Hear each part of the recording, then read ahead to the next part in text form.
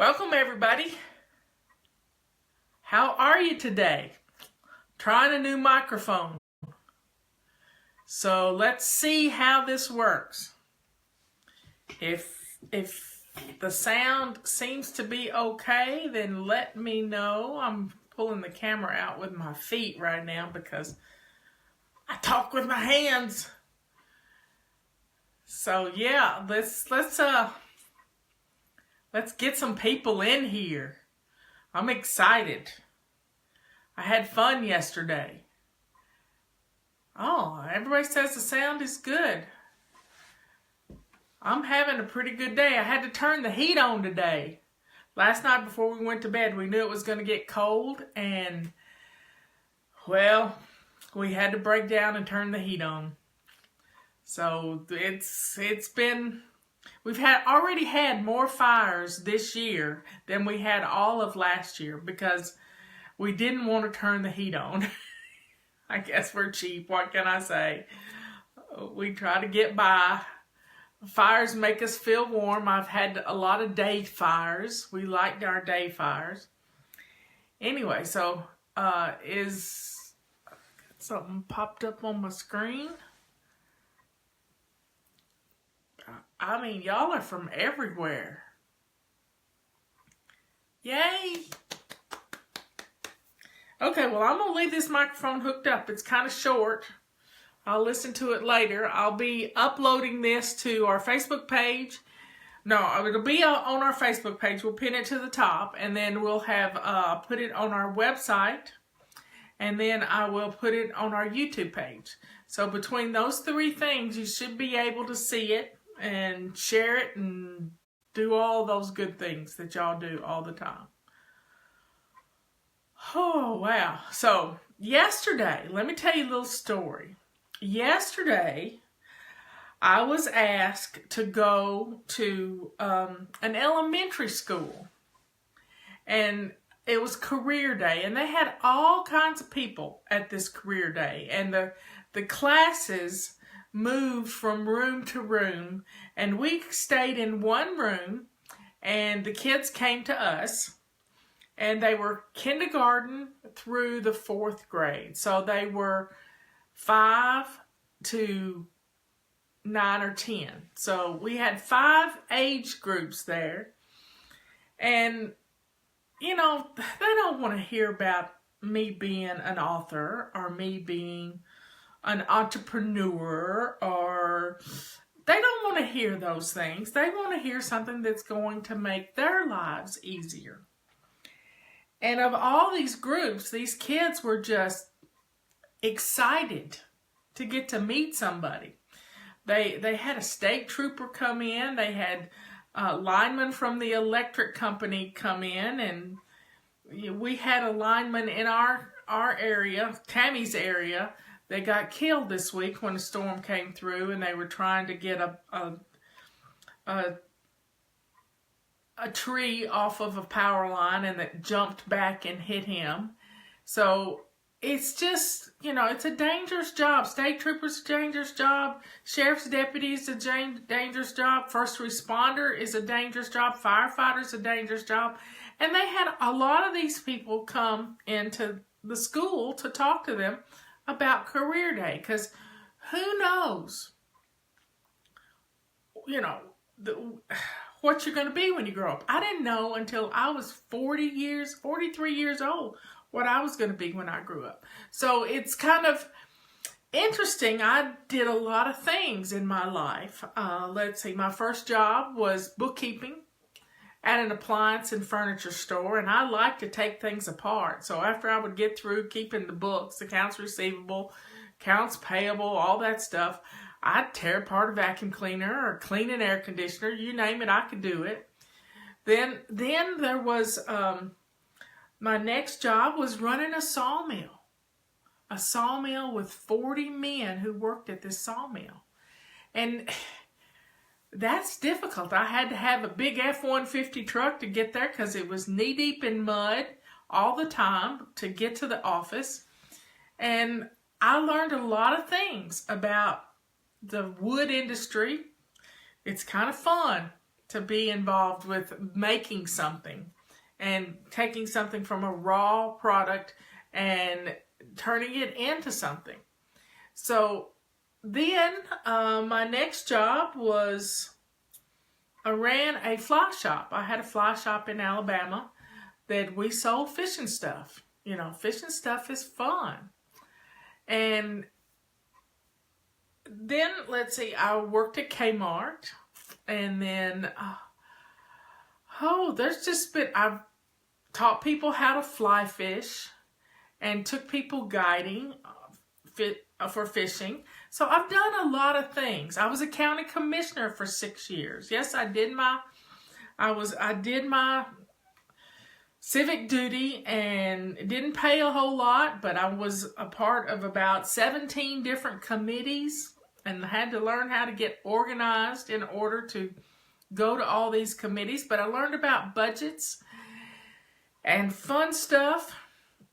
Got to go to Washington, D.C. and, lobby Congress for some things privately on some different things on a budget. So I got to learn about a lot of things. Every job along the way has prepared me to be FlyLady. That's the only way I can look at it. It was everything about everything I've done was a stepping stone to who I am today. Last week, somebody asked me if I was going to retire. Well, I don't ever intend to retire because I like what I do. It's kind of weird. When FlyLady first started, Robert asked me, is this FlyLady persona going to take my Marla away from me? And eventually he realized we were one and the same. Yesterday, talking to these children, I had to kind of describe to them what I do. So I'd take my book with the cartoon character on it, and I sort of explained to them about the cheerleading uniform. When the cartoonist came to me and asked me what I do, he wanted to know, my camera is too high again. Okay, that's better. I got on my glitter stuff today. Got on glittery stuff. So when he came to me and asked me what I do, when he first started drawing the cartoon character, here I have it on our calendar. Let me put it up here for you. She has on this cheerleading uniform. And this cheerleading uniform kind of, I told him, I said, I'm their biggest cheerleader because I tell them they can do it, and I just want them to succeed and find peace in their lives. So he put me in the cheerleading uniform. Then he asked me, well, what else do you do? Well, and see this mommy finger right there? Yep, the kids yesterday knew that mommy finger. They knew it. And so I explained to them that sometimes I'm bossy. And I told the kids that yesterday, and they just died laughing. I mean, the teacher tried to quiet them down, but I love it when I can get somebody laughing. And then the cartoonist asked me, well, what do you give these women? And I said, well, after a few months of following my bossiness, they start seeing things happen in their lives. They start seeing their house stay clean and their wishes start to come true. So sometimes I'm kind of a fairy godmother for them. So he put wings on me. And first they were butterfly wings. And I said, oh, no. I teach people how to fly fish, and they kind of need to be dragonfly wings. And so he put dragonfly wings on me. And then he put a fly rod in my hand because my stepfather was a sergeant, a staff sergeant in the Marine Corps. And that he had a swagger stick that he would beat against his leg to keep time when they were marching. And that fly rod is kind of like the swagger stick, keeping time. And he put me in tennis shoes. And I have cartoon blue hair, which my hair doesn't look like that anymore. I got my pearls on and my earrings. So, and then the most important thing is the lace-up shoes. First he put me in ballerina slippers. Ew. No, I have bad memories about, little slippers on my feet. I don't want to do that. Lace up those shoes. So that's how the cartoon character was established. We had to have a cartoon. I wanted a cartoon for our website. I didn't want my face on our website, even though it's there now, but it wasn't my intention in the beginning. So that's how the FlyLady cartoon character came about. With I wrote Sync Reflections, which was my first book, which was written before these children were born. And they said, well, my mommy and dad were alive then. Yeah, but they weren't. And then Body Clutter was written before they were born. And then I showed them the book about the Chaos to Clean book that was written last March. And they were excited to see these 3 books. I told them how many words were in the book, and they couldn't believe that somebody could write 60,000 words. And they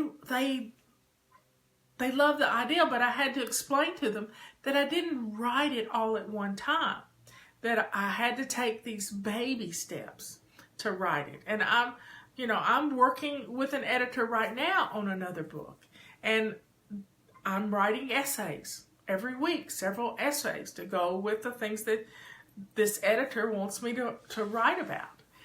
Now, one of the things these children, I asked them this difficult question. I had them to raise their hands, and they're very polite children. I was excited as I could be to get to talk to them. And they told me, when I asked them this question, they're very honest. And I was honest with them. See, I had to get up at 5:45 yesterday morning. And y'all know I am not a morning person when it comes. I'm more a night owl. Yes, I'm a night owl. And I went to bed about 11 o'clock, but I had to get up at 6 o'clock. And I needed to leave the house by 7. Well, something told me that I needed to get up earlier. So I got up at 5:45.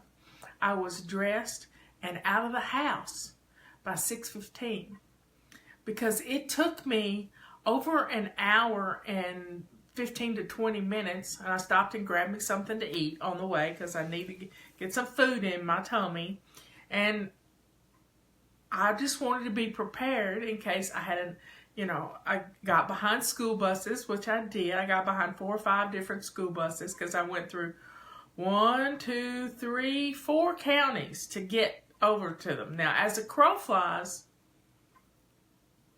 where I went was just over the mountain from my house. If I hopped on a drone and went over that, it would probably take me 15 minutes to get there. But because I had to go all the way around to Asheville, it took me an hour and 15 minutes or better because I did make a stop. Now, I'm telling the kids this, and I'm asking them, did you make your bed this morning? And about half of them said no. They raised their hands, and I said, how many of you made your bed this morning? And there was a little less than half of them had made their beds. And then I asked them, why didn't they make their beds? And they said, because they didn't have time, which, that starts at an early age with that, I don't have time. Well, they were rushing around in the morning. So I explained to them about making the bed and having a routine to their morning.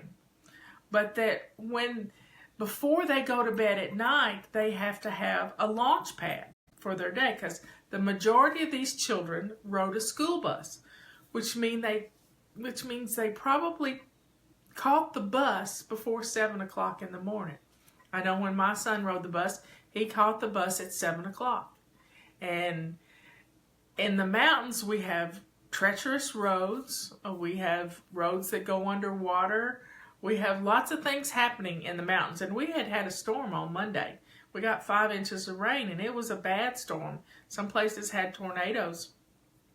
So it was difficult. I was going to go over the mountain to this little school over in Candler, and I couldn't because there had been a mudslide on the parkway. So I had to go around. Now, these children were all excited to hear that there were things that they could do to make their morning easier. And I said, it starts at night. And they're just all ears listening to everything. And I told them, I said, how many of you pick your clothes out the night before? Well, in the 4th grade class, almost every one of them picked their clothes out the night before. I was so proud of that. They had their clothes picked out and laying on their dresser or on their desk or on their chair, wherever it is in their bedroom. They had them laid out, ready to get dressed. It just saves a lot of time. It saves a lot of time for us too. They were just so happy. And then I told them about putting together their backpack, knowing where their papers were, because they were spending, they have about an hour's worth of homework at night. A lot of them did, especially the 4th graders. Now, the homework, as the teacher told me, should only take 15 minutes. But some kids dawdle around. You know how that is with your own children. They dawdle around, and it takes much longer to do their homework than it really should because their eyes are wandering around the house, and TV and iPads. A lot of these kids had iPads. So I talked to them about their before bed routine, putting things on to charge, putting things away, picking their clothes out, setting up their launch pad of everything they've got to have when they walk out the door, and positioning it where they need to walk out the door to go to school, to get on the bus. So they were just hanging on my every word. I just was blown away by that I got their attention. And I talked about making eye contact with their teachers, because I noticed that a lot of children were looking here and looking there. And they were in a classroom that they hadn't been in before, because they were moving classrooms. And I have noticed this with my audiences. If there's a lot of things around, if I've got a PowerPoint presentation up, people are looking at the PowerPoint presentation instead of me. And that's not an ego trip thing. It's just that if your attention is divided, you're not learning anything. And this is the truth. If your attention is divided, you're not learning anything. So I kind of explained to the kids that if they wanted to not have to study hard for tests, that they should pay attention in class. And one of the ways to pay attention in class was to make eye contact with their teacher. And they looked at me like, this one little boy just put his hands like here and started focusing. He was on the front row right in front of me. And he put his hands right here, and he just was intently focused on what I was saying. And I'm thinking, I have to do that too. I have to shut my computer lid. I have to get on the couch if I want to watch a TV show. So I know how it is to have divided attention. So we were talking about the making of eye contact, and that if they made eye contact, they were watching somebody's mouth, so they were seeing them talk. They were hearing them talk, and that we have 2 ears and 1 mouth. And they loved it. I said, you're going to listen twice as hard with both ears and only talk half as much as you would normally.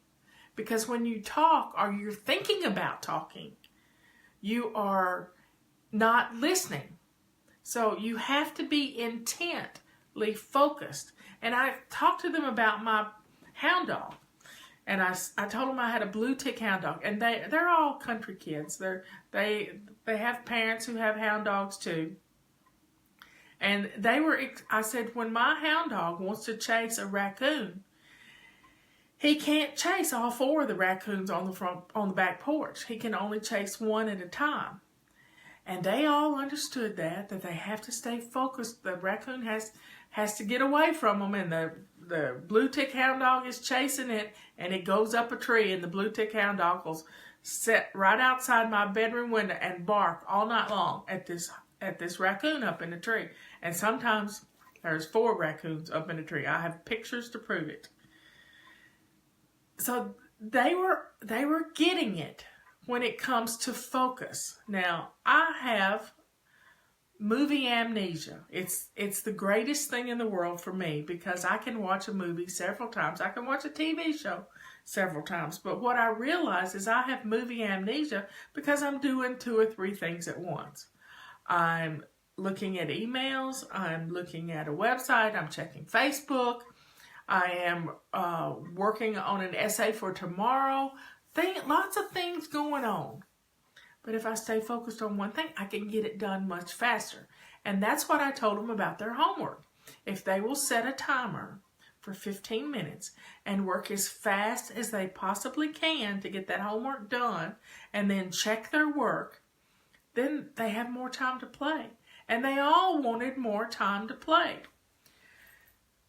So that's what I want to get across to the children that might be watching this when they get home from school, or share it with your grandchildren. Share it with your children who have kids. Pass it around. Let's help our children learn to be successful. And I asked these children, where do you want to go to college? I didn't say, are you going to college? I said, where do you want to go to college? And one of them said Appalachian State, which is in North Carolina. And one of our kids, our FlyLady kids, went to school at Appalachians. 2 of them did. And now she's in Germany. And she has a great job in Germany. And she speaks several different languages. But she started in Brevard, North Carolina. And then she went to Germany during an exchange student thing. She did a junior year in Germany. And then she wanted to go back, and she got her master's degree in Germany in economics. And she's written a great paper, and she was a good student from a little old North Carolina school. So we talked about, going off to college and being successful. And I asked them if they wanted to know how to make their bed without getting out of it. And they all looked at me like, you've lost your mind, woman. And I said, it can be done. Now, I'm going to show you, but I want some of you to get your kids to do this too. I want you to try it yourself, because I start my every morning out. And I told the kids yesterday that I didn't make my bed because my husband was still in it. But I did pull the covers up when I got out, and half of it was made. Now, the secret to this is you're going to pretend, and this is how I got their attention with it. I said, how many of you like to make snow angels? And they just started screaming, we can't wait for it to snow. Well, we might get snow this week. And I said, how do you make snow angels? So then they started doing it for me, waving their arms and legs. One of them wanted to get down on the floor and show me how to make snow angels. It was just funny. And they knew how to make snow angels. Now, I explained to them what you want to do is you want to pull your covers up to your chin and hold on to them. And then I want you to kind of make your legs go back and forth to slowly make a slow snow angel to smooth it out. The covers inside the covers. Not on top of the covers, inside the covers. And then do your arms the same way to smooth them out. And then grab your covers again up to your chinny chin chin. And then I want you to work your way slowly out the side. Put your feet on the floor and get up, and then finish smoothing out the covers. Your bed is practically made when you get out of it, and then fluff up your pillow. And wow, you got a made bed. And your room looks clean when your bed's made. Isn't that fun? Your room will look clean when your bed is made. Because every room has a shiny sink. You know, we start with our shiny sinks. But our coffee table in our living room is another way to keep the room looking nice and neat. The kitchen sink being shiny is a great way to keep that area pretty. Your bed being made in your bedroom, that goes for mommies and daddies too, makes your room look clean. So then we started talking about, does your mommy and daddy fuss at you because your room is messy? And they all said yes. Only one person in each class practically had a clean room. Can you imagine that? Yep, little born organized children. And so I said, do you want a game that makes it easy to get your room clean when mommy and daddy tell you to go clean your room? And they said yes. I said, so okay, give 5 little pieces of paper, and most of them could write. They're all first grade, kindergarten ones couldn't, but we talked about getting mommy to help. And write down, the first thing you write down on your little piece of paper is make bed. And I want you to fold it up and put it in a little cup, you know, a little jar of some kind. This has some in there where we've drawn some questions out. And then I want you to ask them, what else is making your room look messy? And they said, toys. They knew what was making the room. They had a lot of toys. And I said, where do you put your toys? Well, we have a toy box, and I have some shelves. I got lots of Legos. So I explained to them that, put away toys on a little piece of paper and fold it up and put it in their little jar. And so then we started talking about, I said, do you play with all the toys? Well, some of them said no. Some of them said they loved them all. They were all their toys and they didn't want to get rid of any of them. And then we talked about setting up a free yard sale to give away the toys they don't play with anymore. And setting up a gift wrapping station to help wrap those presents for the moms and dads that pick them up. We had some fun ideas about, getting the toys picked up and put away, to get some boxes to put the toys in. One of the things you can help your children with all those toys is to box them up into 4 boxes. And you can do it seasonally. Toys that they play with in the wintertime, toys that they play with in the springtime. My nose is itching. The toys that they have in their home that they don't love anymore need to go bless someone else. The toys that aren't age appropriate need to go bless someone else. So it's important that we help them declutter their toys and bless someone else with them. But they need to be a part of it so they don't feel like you're taking things from them. And let them make decisions. And get a Rubbermaid tub that is, about 18 inches by 16 inches. Or, I don't even know how many gallons that sort of tub is.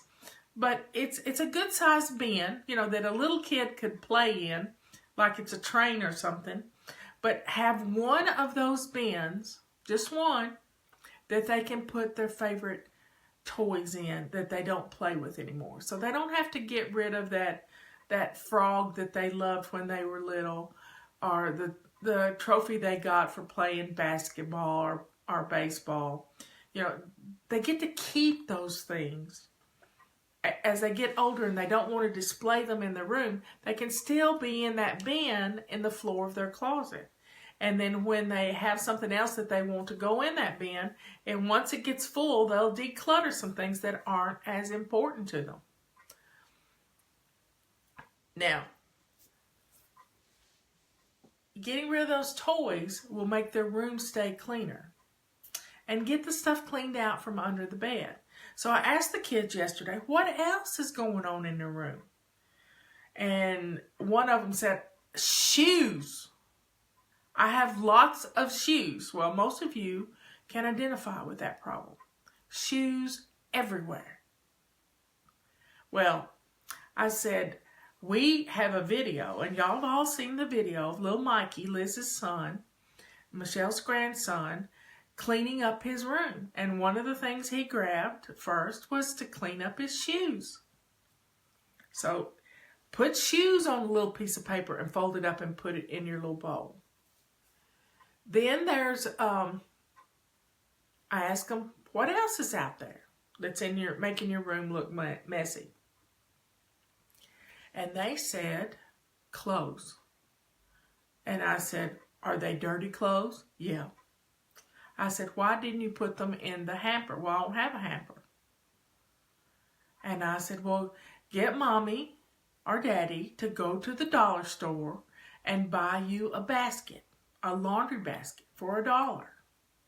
And then you'll have a place to put your dirty clothes. And then when you write down, put dirty clothes in the hamper, you'll have a place to put them. And then when the basket gets full, you get to do the laundry. Or you get to take them to the laundry room. Or mommy gets to teach you how to. The 9-year-olds, I told them that my son started doing his own laundry at 9. Now, they loved this idea. One of them was already doing her laundry. She liked it. She was like Michelle. Michelle loves to do laundry. And Mikey likes to do laundry. Mikey folds all the clothes these days. So, you know, when you have somebody that wants to help you, let them, because they're learning something. So these children knew what was making their room look better, but when you tell them to go clean their room, they don't know what to do. Just like when somebody tells you you need to clean the house, you get overwhelmed. Kids get overwhelmed too. So having a little bowl that's their little game to play, you know, write down, put away dirty clothes, put away clean clothes. If they've got a basket of clean clothes in the room, they need to declutter. You need to help. You as a parent need to get the clothes out of their bedrooms that don't fit them anymore. Because having too much stuff in their bedrooms makes their little rooms look messy. Because they don't have a place to put their clothes.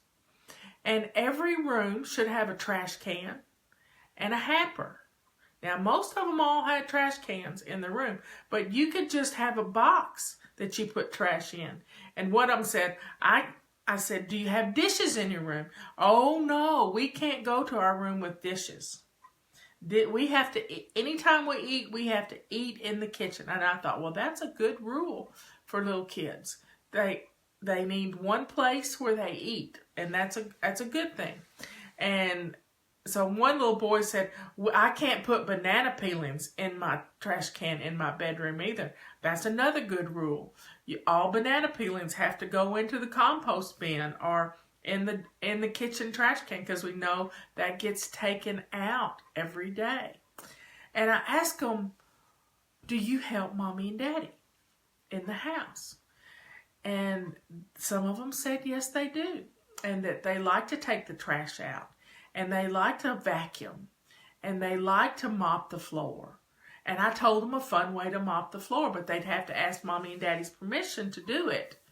But they could put on some old socks, and they could put some shaving cream and a little bit of water down on the kitchen floor. But mommy and daddy have to know about it, and they can skate around the floor and get the floor clean. And they like that idea. I told them about slipping and sliding in their bathing suits on the floor with some baby shampoo down on the floor. They just thought that was the funnest thing ever. Now, I know there's going to be a lot of parents on the other side of the mountain saying, who in the world spoke to these kids?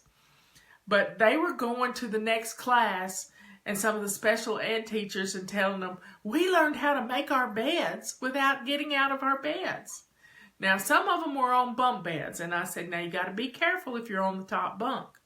You got to be careful getting out of the bed because you could fall. But you can still do the same thing and move the covers over and then get down out of bed. So it was fun for them to see a different way. And they were learning how to make eye contact. Teach your children how to shake hands with an adult.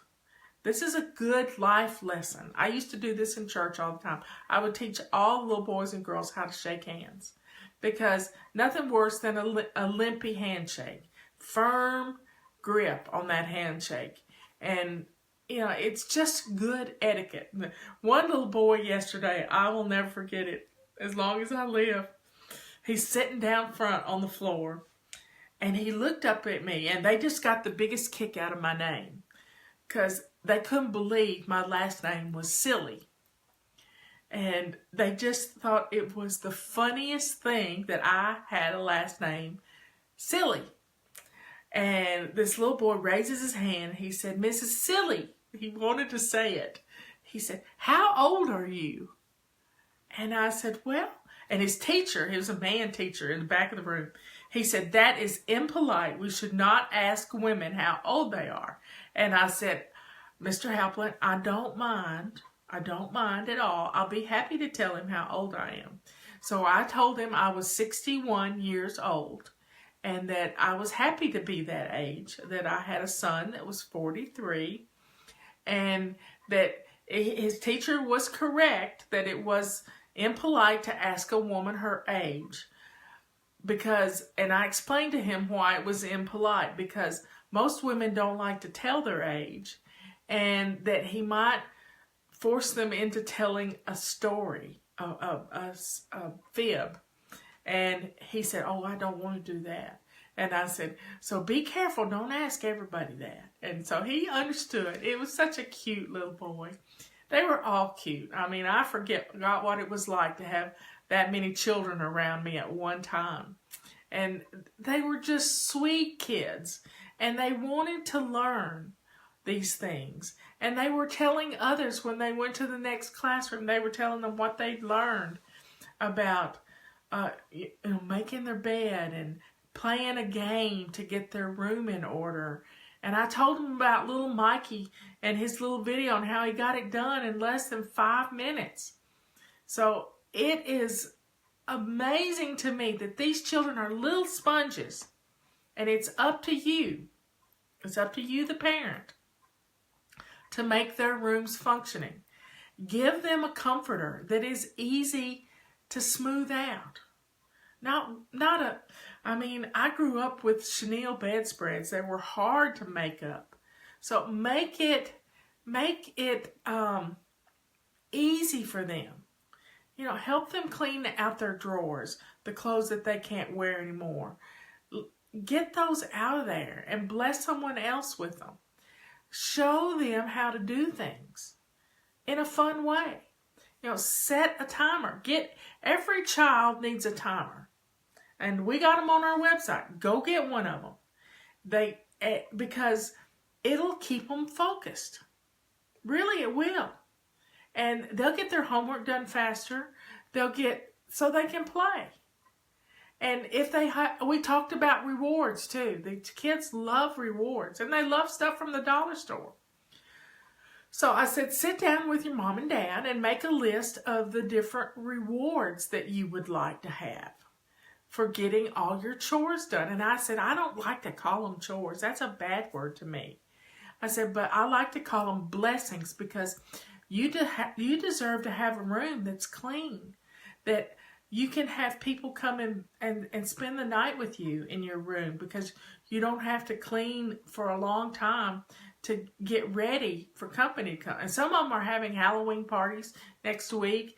And they said, we're already starting to clean our house because if we don't get it clean, we can't have Halloween. Now, I don't like punishment with housework. That's not a good thing. But making it fun for them, making a game out of it, setting a timer, putting on some fun music while everybody does a pick up and put away in the living room. You know, everybody can have a box or a basket and run around the living room with a song playing and get everything picked up and put away. In 2 minutes, that living room can be clean. It really can be clean if you'll get the kids involved. You're the director in your home. You're in charge. And when you're holding on to things, and you hold on to things because you think you might need it one day. Well, if you're holding on to those things and they're getting in the way of your child keeping their room clean, and then you're fussing at them because their room is a mess, that's your fault. Now, apologize and start doing something a different way. Kids want to know what's happening. Now, if you're hiding the family calendar from them and it's in your phone, that you're making it hard on yourself. You're telling your children that they're not smart enough to look at a calendar and see what's going on this day. Let's see, where it's December, November, October. It's all sticking together right now. Let me see here. Here's October. We're in the last week in October. Got one more week. We're the 26th. When you have written down what you're doing over the weekend and what you're doing, you know, here's Halloween on the 31st. When they can go look at the calendar and see what's going on, maybe you're taking cupcakes to school for the Halloween party at school. That's written on the calendar. The child can remind you. Your menu planning is on the calendar. Sit down with your kids and let them help you make a menu plan. Each person write down on a note card. Each note card is a menu for one day. And then you can mix them up, one from each child. And spread them around. Put them on Post-it notes so that just the top part, the sticky part, you can move around on your calendar. It can be fun. It's all about getting them involved, because you don't want those children to grow up, go off to college and not know how to change their sheets. Go off to college and not know how to do their laundry. Go off to college and get married and not know how to clean a toilet. You got to teach them how. And it's up to you to get those lessons learned at home, because they're going to grow up one day and they're not going to have a clue on how to do anything. And that's going to be your fault. Now, you might do it because you still want to be dependent, them to be dependent on you, but that's what giving your children wings is all about. Giving them the tools to succeed in life. Setting a timer is one of those tools. Focusing their eyeballs on what they need to learn so that they don't have to study so much. It can change your life and their life if you will do this with them. Help them to learn, not bark orders. Make it fun for them. And when you make it fun, they'll do it. When you reward, they'll do it. When you punish, that makes it bad because you were punished with housework. We've gotten testimonial after testimonial of people standing and washing dishes and crying and not knowing why they were crying. So do this for the babies. They're at an age right now where they want to help. They're growing up. They grow up way too fast. I know. I have a 43-year-old, and I can't believe it. And my grandchildren. I have Ethan. No, December 1st, he'll be 15. You know, the generations past, time flies when you're having fun. It's up to you to make simple little rules. Now, we have, and Liz has posted, the Student Control Journal on our Facebook page that is downloadable free. I told the kids about this yesterday. I said, I've written a control journal for you. And on the front, it says, parents keep out. And I told their teacher how to get a copy of it and to print it off for them or adapt it for them if they wanted to. And that it was free. We have one for homeschooling students too. And I just want the kids, I don't want the kids to keep secrets, but I wrote it to the kids. I wrote it for them to understand that, they don't want to be fussed at about their rooms. I've seen children terrorized by parents who, and these are people I knew, by parents who were mean about their kids getting their room clean. I mean, to the point that they went in and bagged up everything in their child's room and left them with a bed, a nightstand, and a chest of drawers. No toys.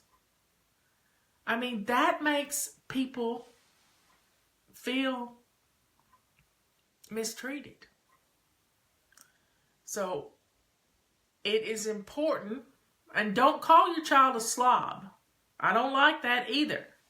I don't like it at all when we call our children names. It's up to us to help them be successful. And we can do that with a timer, with rewards, making a game out of things, keeping, I don't like chore charts, but you can have a blessing chart that'll help them to know what needs to be done. They can't read your mind. And when, like I said earlier, if you're told to go clean the house, where do you start? Well, we know where to start. We start in the kitchen now.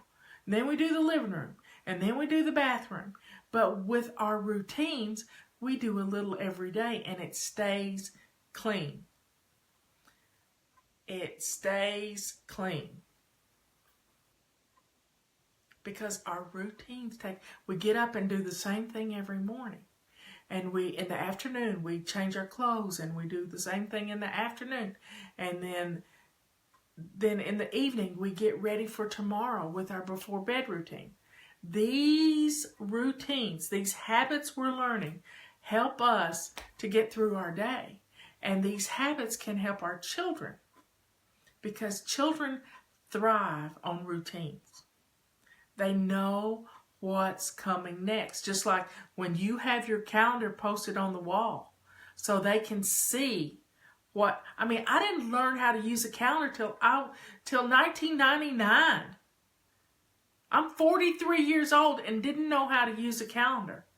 And finally I realized that I wasn't looking at a calendar. So now I have a routine for checking my calendar before I go to bed and first thing in the morning. Every morning I weigh, and my calendar is in my bathroom. So I weigh, put my weight on the calendar, and see what I've got planned for the next day. For that day. In the evening, it's right there. It's the last thing I see at night. You may need to put your calendar in your kitchen. One lady puts it in a big picture frame and puts it by the front door so that they know when they walk out the door, they can look at the date. I was confused this week as to what day it was, because we had a bad storm on Monday and power was out and different things. And, and then Robert and I went to see a movie on Tuesday. So that kind of messed up my week. So being able to look at a calendar and know today is Thursday, it makes my life easier. It'll make your children quit asking you a million questions. We're having a big festival in town this weekend. A huge festival. We live in Transylvania County, so Halloween is a big festival here. We call it a fall festival, but it's a fun festival. And people are coming from all over. We have a parade and all kinds of good stuff. Now, put these things on your calendar. The kids want to know what's happening and when. And that way, if they're going to their grandparents for a weekend so mom and dad can get a break, it is up to you for them to be able to see it. Now, what else are some of the things that I asked the kids if they what was it? They had so much fun yesterday. I had fun. Oh, this is what I want to tell you about. I walked into this classroom, and it was a second grade classroom. And what hit me and Michelle about this classroom was it was busy. There was stuff everywhere. And I'm thinking to myself, I wouldn't be able to focus on what the teacher was saying either, because my mind was running around like crazy. Well, let me tell you about this one testimonial we got one time. And it was from a lady whose son was having difficulties in school, discipline problems. When I walked into school yesterday, Michelle's cousin-in-law met me at the door, Beth, and we walked down the hall, and there was this little boy already standing outside the door. And she just looked at him and she said, "Already?" And this is before 8 o'clock in the mornings. So evidently he liked to talk or something. But this little boy that this testimonial was about was having difficulties in school with discipline. And so in order to punish him, she bagged up everything in his room. It was 10 bags of stuff, toys, and put it out in the garage and left him with, and I sent this testimonial out lots of times, with a Magna Doodle and 2 Matchbox cars. So he had 3 toys. He had a lamp on his nightstand and his bed. That was it. And things started getting better at school. And so she went to him and said, "You get to get back a bag of toys." And he said, "I don't want it." And she couldn't believe he didn't want it, because he liked the way his room was without all those toys. I have another testimonial from a family who's traveled all over the world. They're military Corps of Engineers family. And they don't allow toys in their children's rooms, in their children's bedrooms. And I'm thinking, well, where do you put them? Well, they have a playroom. They set aside one room for there to be a playroom. And they don't have a lot of toys because they've had to travel a lot. And it is important to give your children space so that they can think. I mean, when you got too much stuff on the walls, I have a lot of stuff on my walls in here, but it's my memorabilia. It brings back wonderful memories for me. And when you have a room that is clear of stuff, you can think better. So knowing that you don't have all these toys to mess with and to pick up and put away, declutter your children's toys. Let's do it for another reason. We've got Christmas coming up, and there's gift giving time, and there are gifts that are going to come from lots of people. Now, you need to declutter to make room for the toys that are coming in to the house. You got to make room. So let's get some of those toys out, and if it's a pretty weekend this weekend, then set up a free, make the kids draw a big free sign on 4 pieces of poster board or a piece of wood or something, put free, and give their toys away. Let them help someone else, and they will run back in the house to get another toy to help a family that needs to get a Christmas present for their child. I know what it's like to not get any Christmas presents. I know. I've lived it. So let's donate decent, good toys to these families and do it in a way that teaches our children the joy of giving to others. That's going to be a beautiful thing in their lives forever and ever. The joy of giving to others. Let's help them get rid of those toys. And I know that little girl that went off to school in Europe, went to Germany, her mother had a rule in her house. Their toys that they got for Christmas stayed under the Christmas tree until they decluttered a toy and wrote a thank you note for that toy. Imagine that. Writing thank you notes. Hand writing a thank you note for something you've received. What a wonderful routine to get into is writing those thank you notes. It's important. It's a life skill that they've learned from you because you've taught them how to do it. It can be just a simple thank you is all it takes. I know Michelle's boys learned this, and I get thank you notes from them all the time whenever I send them something, or I get a phone call from them. Just be teaching them to be thankful and to give of their abundance is going to change their lives. Gratitude is a beautiful thing to have. But they couldn't take the toy into their bedroom until they'd written that thank you note, put a stamp on it, got it ready to go in the mail. How wonderful is that? So we can have a wonderful holiday season by teaching our children some simple things and you establishing the habits that get strung into routines that make your home clean itself because you're on automatic pilot. This is fun. It's been fun today. It was fun yesterday. I slept late this morning, though, because I needed to catch up on a little sleep. I did tell the kids that I didn't make my bed. I want you to have great holiday season. I want it to be peaceful. Go download your holiday control journal. We got some questions about it today on our Facebook page. Somebody said, well, I don't want my Thanksgiving stuff with my Christmas stuff. Well, I have it put together in my trusty little holiday control journal. We are out of red offices in a bag, y'all.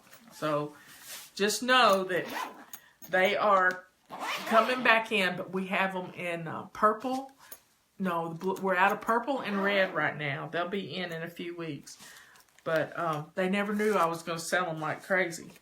But I have a Thanksgiving section to start with. And then I have my Christmas section. And I got it divided out with the dividers. So, I have all my favorite recipes for Thanksgiving. And Justin and Emily and them might get to be with us this year. They haven't decided what they're doing yet. But maybe they will. But the rest of the family lives in West Tennessee. So I can have Thanksgiving dinner anytime. I can have Christmas dinner anytime. I don't get it all bent out of shape if they're not here. It's important to be flexible in our lives. And just be kind. And treat people the way you want to be treated.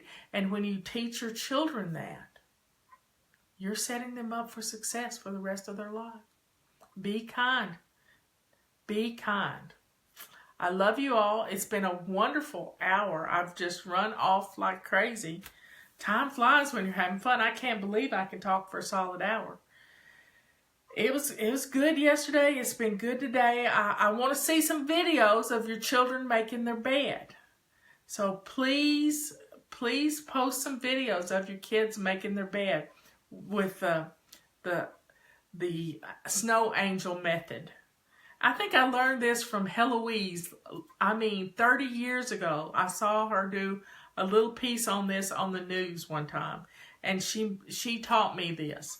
And it's just a great way to make your bed before you get out of it. I make my bed with I kind of do the same thing, but I first say a little prayer. And I thank the Lord for giving me another day to do what I'm supposed to do before I ever get out of the bed. I'm sort of, preparing myself for the day, being ready for the day. And then I make the bed and head off to the bathroom. Sometimes I have to go to the bathroom first because you know what it's like after menopause. Well, y'all have a good evening. I'm going to upload this wherever it needs to go. And, let your children watch this. I've talked to them. And those kids that, have never been taught, maybe I can help teach them. Because those children yesterday were going to go home and make their beds as soon as they get home. And I said, but be sure to take your shoes off before you hop in the bed. It's funny. I need to be around children more often. Well, y'all have a great day. I love you all. And hugs and kisses. Mwah!